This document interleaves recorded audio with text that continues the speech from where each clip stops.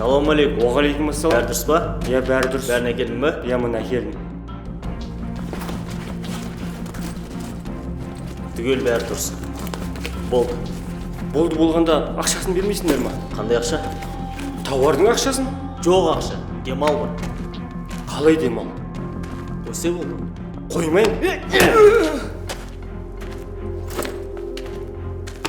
Қысқасы, сен бізді көрген жоқсың, танымайсың.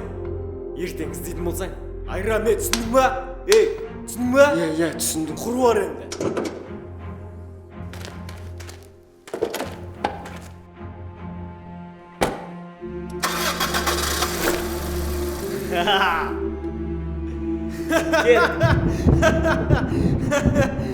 Досым. Менің атым Қайрат. Мен өзімнің басымнан өткен оқиғаны айтып бергім келеді. Айтып берудегі мақсатым маған ұқсамаңыздар.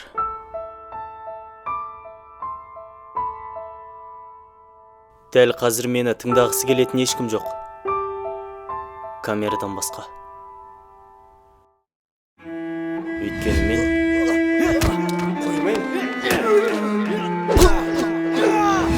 қайсы бірін айтайын? Мен ерке болып өстім.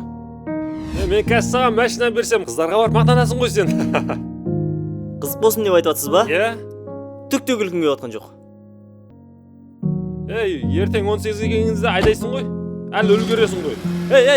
Қайда кеттің? Нағыз өмір менікі. Ақымақсың. Еш нәрсені ойламайсың. Қызбен кетіп бара жатыр ғой, тиіспей-ақ қоя қойған.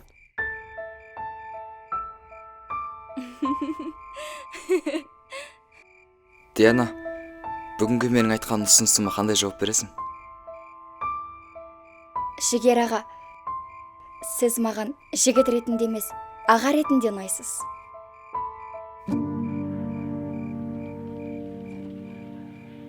Бәрі дұрыс па?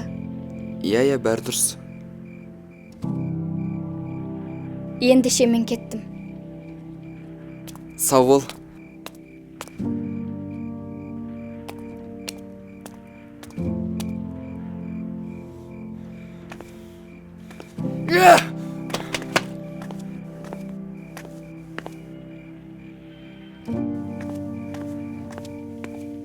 Жүр, кеттік.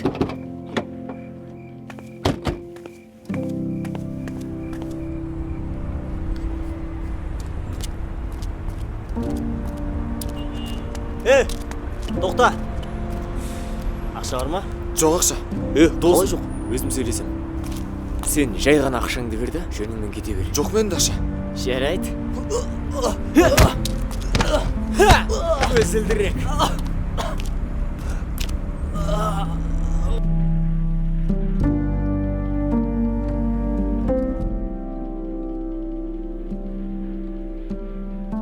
Қайрат, балам.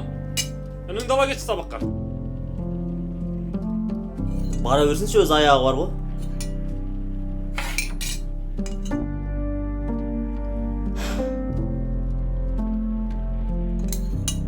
Құдай берсін, кем қылмасын, дастарханға береке берсін. Аумин.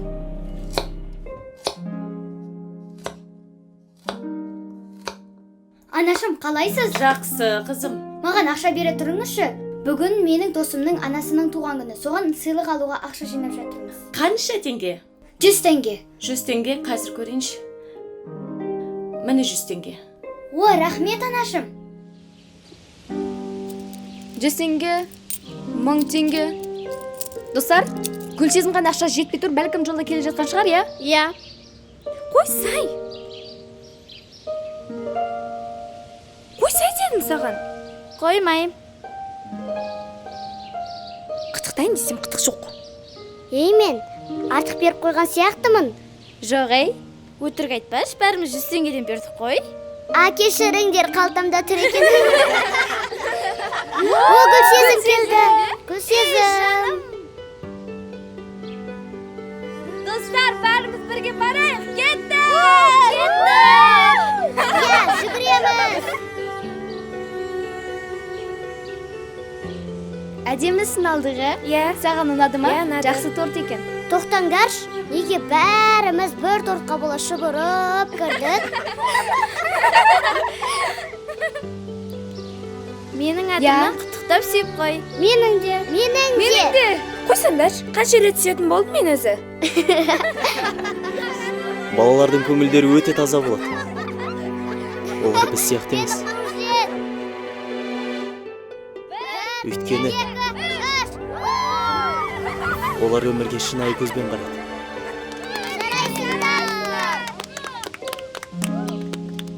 Балалар, былай жасайық.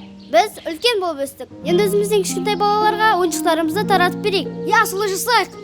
Олай болса кеттік. Я, дұрыс айтасың, кеттік.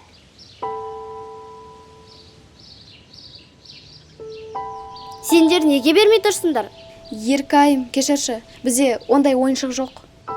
Онда мынаны өз атыңнан бер. Бұны мен өзіме алып қалсам бола ма? Әрине. Рахмет саған. Мынау саған қарағат. Рахмет. Еркайым, саған өте үлкен рахмет айтамыз. Рахмет үлкен. Секі, айфон, телефонның бағасы 550 сом. Әрміна сендерге. Рахмет. О, менікі әдемі екен.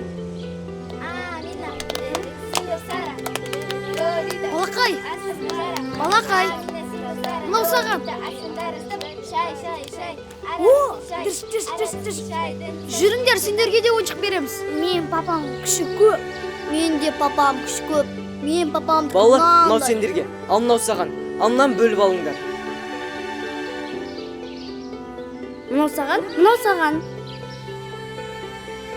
Мұрнынан ұрдым, басынан ұрдым. Өзі құлап, жылап жатып.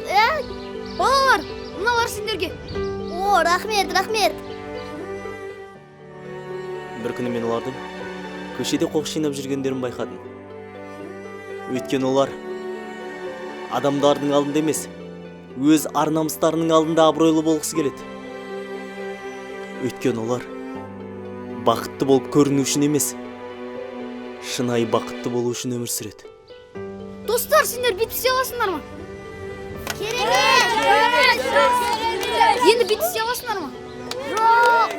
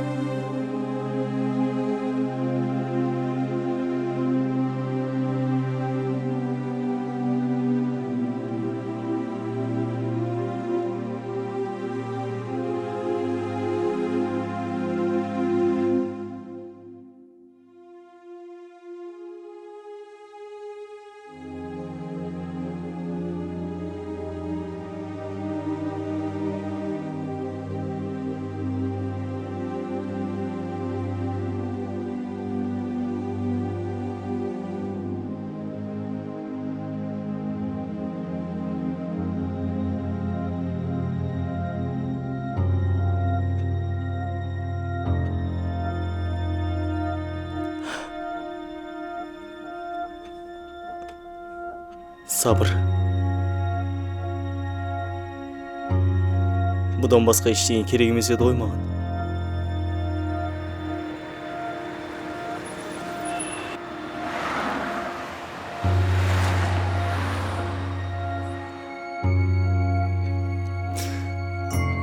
Керек емес еді ғой.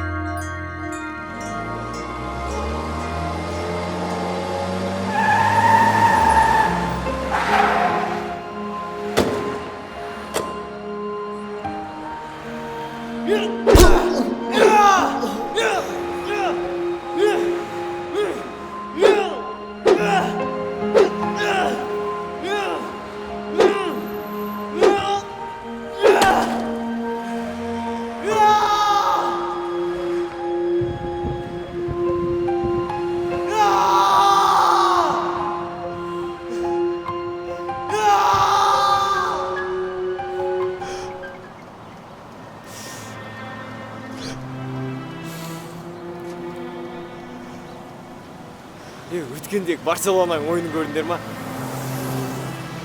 Өткендегі жігіт қой анау. Анау ма? Кеттік ұстап алайық.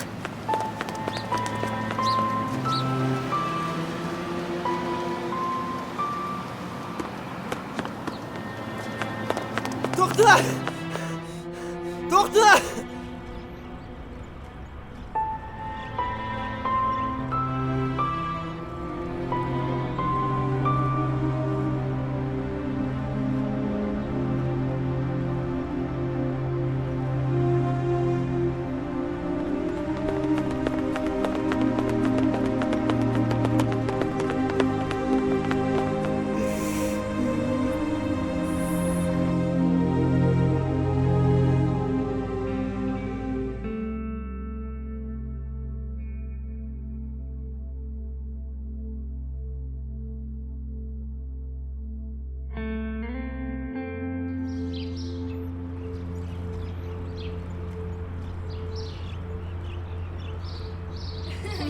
Иә, соны айтам ғой.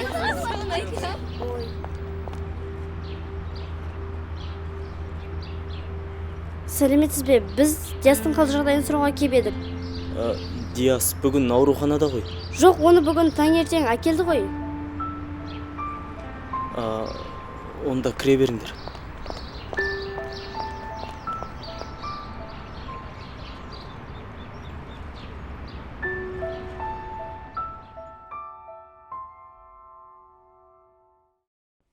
Сәлем, Диас! Қалайсың?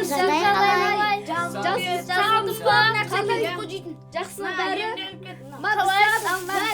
О, сәлем. Қалайсың, Рахмет көп сендерге. Мынау саған. Мақсат қуасың ба сен? Ауырған адамға кола әкел емес, іш бар колаңды. Айттым саған кола әкелмей ақ қой деп. Қойшы, қытықтай бермеңдерші. Ол кісілер қайырымдылық қорына жылына ең көп ақша аударып отыратын кісілер. Ал менің бай адамдарға деген көзқарасым осы уақытқа дейін басқаша болып келген.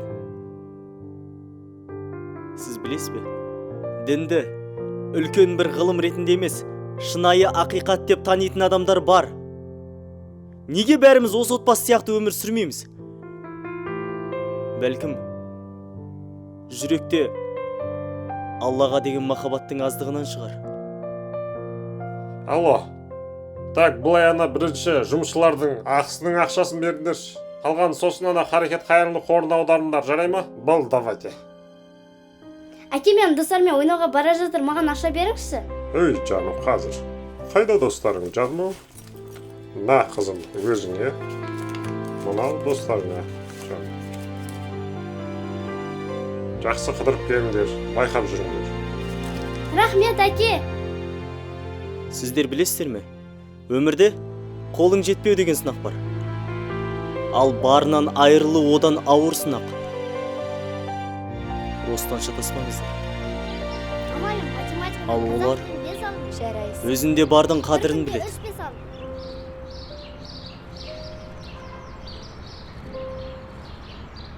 Алло, Саламатсыз ба, бұл банктен. Кредитті қашан төлейсіздер?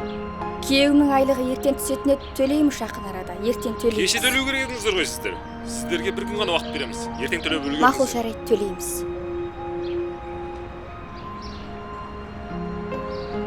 Балмұздақ жегің келе ме, қызым? Жоқ, жегім келмейді.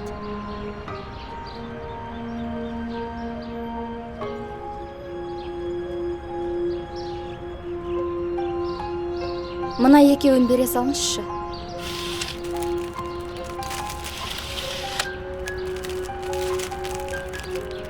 Рахмет. Қызым, мынау саған. О, рахмет. Балапаным менің ботам. Екеу ма не? Иә, қызым. Рахмет. Тағы бір үйдің қыздары бар. Оларда бір-біріне деген ерекше қамқорлық бар.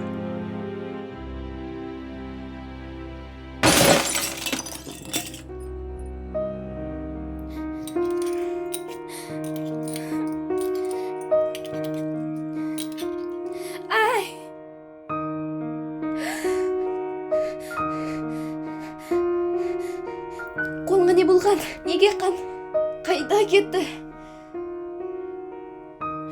Ай. Сонша қатты неге жарақаттап алғансың? Қазір анам келгенде кім сындыр десе мен сындыр деп айтасың, түсінің ба? Иә.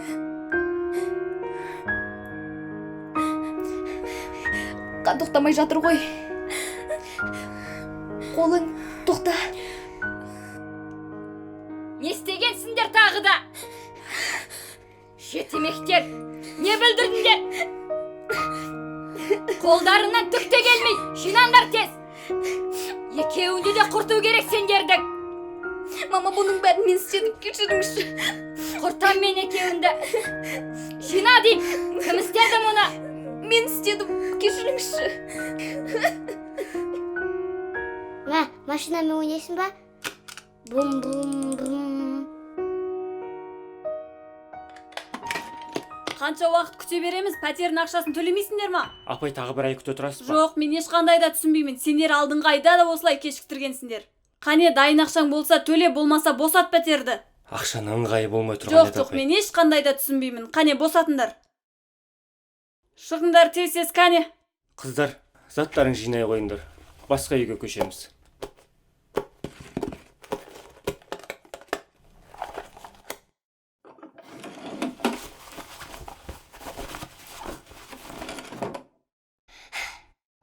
Бір қашанға дейін көшіп қолып жүре береміз, бір адам сияқты тұрмаймыз. Қой, олай деме. Басқа үйге көшкен соң ұзақ тұратын боламыз. Ертең жаңа үйге көшкеннен кейін кроваты бар бөлмеде мен жатамын. Жарайды. Шынымен ба? Иә. Алақай! Отбасындағы адамдардың ойын еркін жеткізе алуы, бас көтеріп жүре алатын, өзімді сенімді адам болуы, отбасындағы әкенің мейірімі мен қамқорлығына тығыз байланысты. Ал осы туралы ойланып көрмеген әкелер де бар. Қатын! Қаяқтасың, Бері кел бері. Сен неге жаңама сөз қайтасып тұрсың, сендері маған қашайын дедіңдер ма? Әйел үшін өмірде ең жақын адам күйеуі мен балалары. Солармен бірге өмір сүреді және бар сырын солар қақтарады. Ал енді осы өмірдегі ең жақын деген ерінен қысым көрген әйел өз сырын кімге ақтарады? Мама, әкем неге сізге ұрса береді? Оның өзінен қателік кетсе де, бар кінәні сізге артып қояды ғой. Балам, әке деген сондай болады. Ұрсып тұрмаса болмайды. Оны тыңдау керек. Мен бәрібір әкеме ұқсағым келмейді. Ұрыспай жай етіп тәрбиелесе де болады ғой. Маған ешбір өмірлік мәні бар әңгіме айтпаған. Айтпаса да ісімен үлгі болса болады ғой. Өзі әркімге өтірік айтады. Отбасына қатыгез. Балам, осының бәрін өзің біліп тұрсаң, оның қателігін қайталама. Әкеге қарсы келме. Ол сенің жұмағың, өміріңнің соңына дейін. Балам, оны риза ететін болсаң, онда сен ол атына лайықсың. Әке атына лайық болу, ол өз міндеті. Түсінікті ма? Иә, түсіндім. Біздің ойымызда, жүрегімізде тек тіршіліктің қамы. Біреу-біреуден озып бара жатса көре алмай, көзімізді жеткізбей жатып, біреудің сыртынан үкім шығаруға дайынбыз. Ал шындығында бізге үлгі болатын әртүрлі отбасылар бар. Көрсетті бәрімізге ақсақал шал. Бұрынғы атамызға сыйға берген, бізде де мынандай бар, мынадай бар. О, анашым, ағам хабарласып жатыр.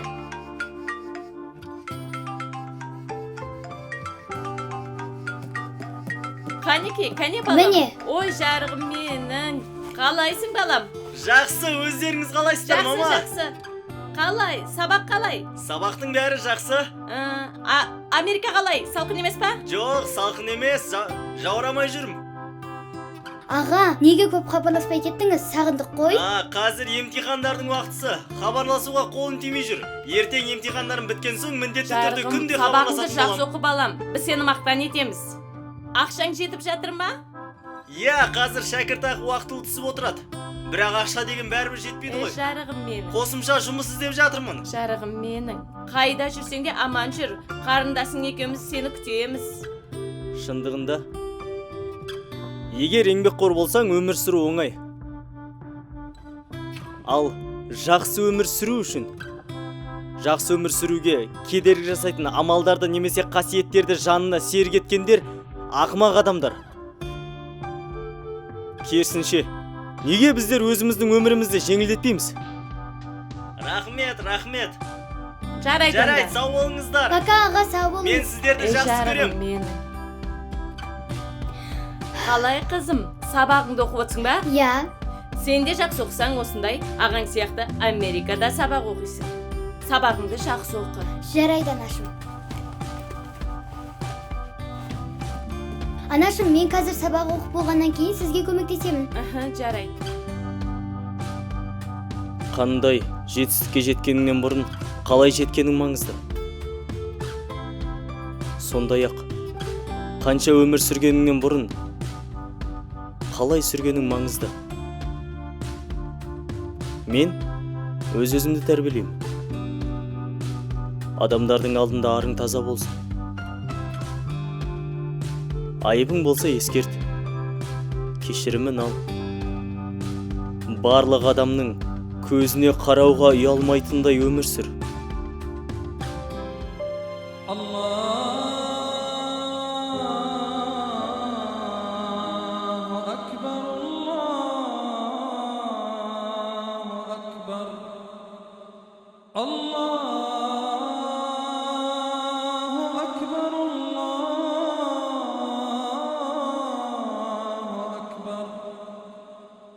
Біздің заман ниеті арам, ойы жүйрік айлалылардың заманы.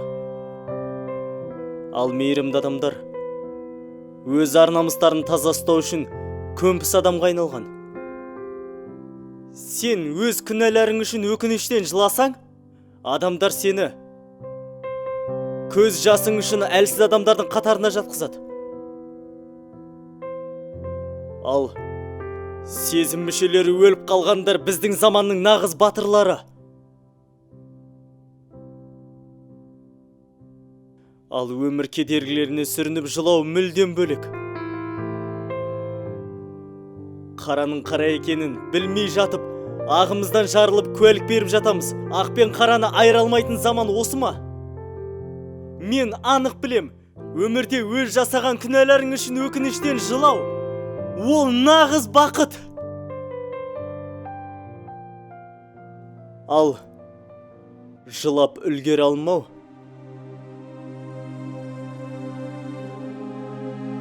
сұмдық қасірет.